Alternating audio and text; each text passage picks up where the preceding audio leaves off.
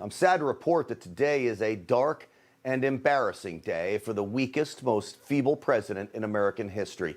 The American defeat in Afghanistan, thanks to Joe Biden and his reckless, hasty exit, has many facets. We will cover all of them tonight, as our national security is more at risk now than it was just last week.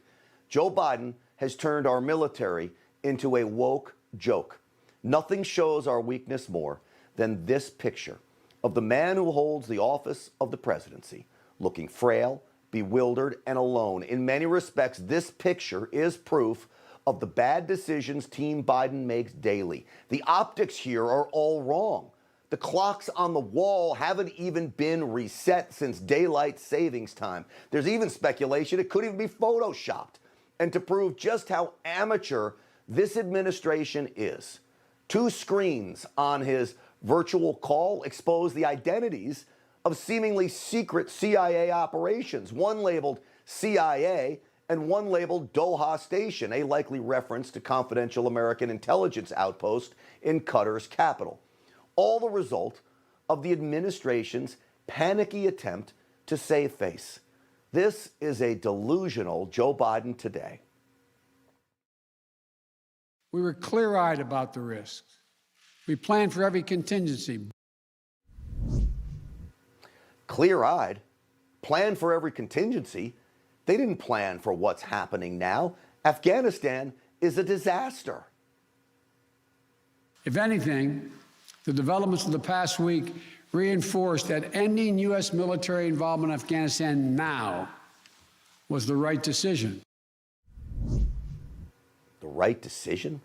6,000 American troops are headed back to Afghanistan now, 3,500 more than we had when things were stable. The jihadists have taken over the Afghani presidential palace. We have abandoned the American embassy in Kabul. Team Biden's answer to the collapse of Afghanistan is to beg the Taliban to spare American lives. The message should have come in the form of an airstrike days ago. Maybe even more than that. The moment the Taliban started closing in on Afghani cities, we should have unleashed the fire, fury, and thunderous roar of American warplanes raining down hell upon these terrorists. That is what would have happened under President Trump. I'm absolutely sure of it. You know it's bad for Joe Biden, though, when even CNN turns on him. This is not just about the overall idea of leaving Afghanistan. This is about leaving hastily and ineptly. Secretary Blinken, how did President Biden get this so wrong? How did he get it so wrong? Just weeks before the September 11th anniversary, nearly 2 decades, $1 trillion, and 2,500 American lives lost, Afghanistan is back in the hands of the same violent ideologues that carried out those attacks on American soil. Bagram Air Force Base, once a symbol of American strength, is now close to being in the hands of the Islamic extremists as well, who all want to lop our heads off. They are driving our Humvees. They are using weapons and helicopters we gave to the Afghani army. They are coming for us next. This is the very nation that gave us Al-Qaeda. Do not forget this, folks. And yet Joe Biden thinks we were fighting a war for the Afghanistani people? For Afghanistan, a civil war there? This isn't about their civil war, Joe Biden. It's about our war on terror and keeping them at bay there. This is a war that will never end. I say it over and over again. It is sad, but it is also true. Just look at the chaos unfolding at Kabul's airport. Thousands of Afghani civilians, so terrified of being controlled by the Taliban that they are frantically trying to flee the country, so desperate to escape that they are clinging themselves to evacuation planes, some falling to their deaths. It is horrific footage, all thanks to Joe Biden. But look closely at the video. I want you to take a close look of the people leaving. Where are all the women? Where are all the young girls? Girls as young as 15 years old right now are being dragged from their homes and forced to marry Taliban insurgents. Women are burning their college degrees so they won't be beheaded under Sharia law. The Taliban wants them killed. Why aren't they fleeing? It's all military-aged males that you see at the airport, that you see on the planes. These men at the airport are apparently leaving all the women behind. The Taliban is now executing anyone who worked with Americans. Yet Team Biden remains delusional. Here is the Secretary of State. China is reportedly prepared to recognize the Taliban as a legitimate government. Would the Biden administration ever consider doing that? A future Afghan government that upholds the basic rights of its people and that doesn't harbor terrorists is a government we can work with and recognize.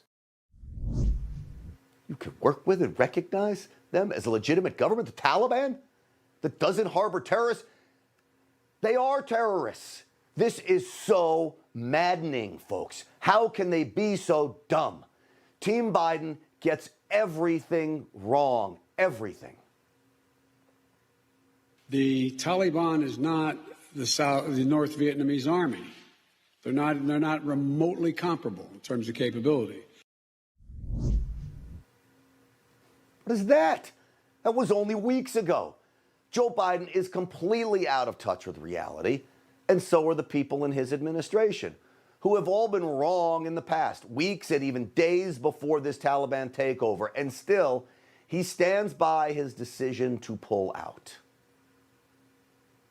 There's no intention right now to close the embassy. The situation in Kabul is calm right now. The likelihood there's going to be the Taliban overrunning everything and owning the whole country is highly unlikely. If there is a significant deterioration in security, that could well happen. We've discussed this before. I don't think it's going to be something that happens from a Friday to a Monday. Oh, this is rich. Afghanistan literally collapsed from a Friday to a Monday. Our commander-in-chief is a total inept buffoon, and he needs to resign, and he needs to do it now. Well, my biggest fear is this is a sign of what is to come. In just days, Joe Biden squandered an American victory in Afghanistan. Under his command, can we even win a war? It's doubtful. Will we lose the next war? And God forbid that war is with China, a nation that wants to expand its reach into Afghanistan and has already recognized the Taliban as the legitimate government there. Hey, I'm Rob Finnerty. Thanks for watching. If you enjoyed this video, please join the conversation in the comments below. Don't forget to subscribe, too. Hit the bell icon to be alerted to breaking news. And remember, there's a whole lot more on Newsmax TV, America's fastest growing cable news network. Newsmax TV, we're real news for real people.